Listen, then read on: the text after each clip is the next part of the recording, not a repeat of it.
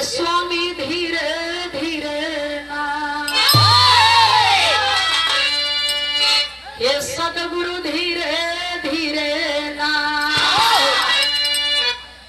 आवा खेवा मोरी ना मारी ना, धीरे धीरे ना।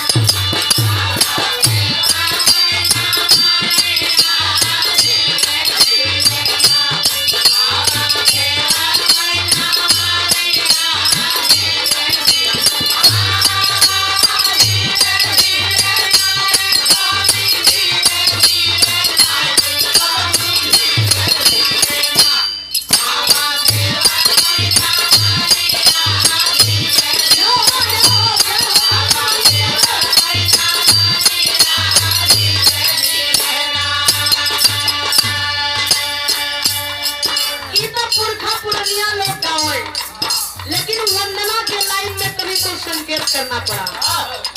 बगैर माँ का इस दुनिया में कोई नहीं है बाबूजी। माँ न होती तो ये सृष्टि न होती, ये संसार न होता, हम और आप नहीं होते।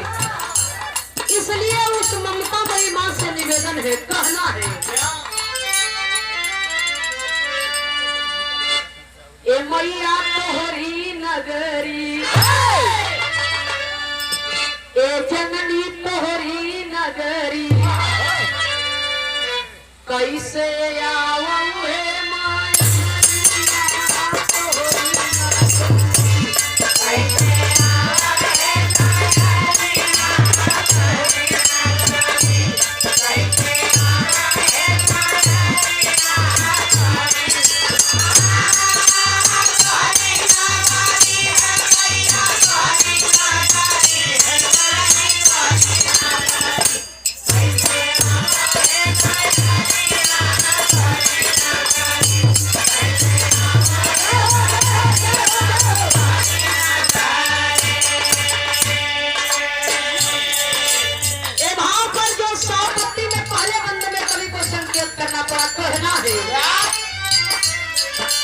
करे शीतला चांदी मैया कहती हो कर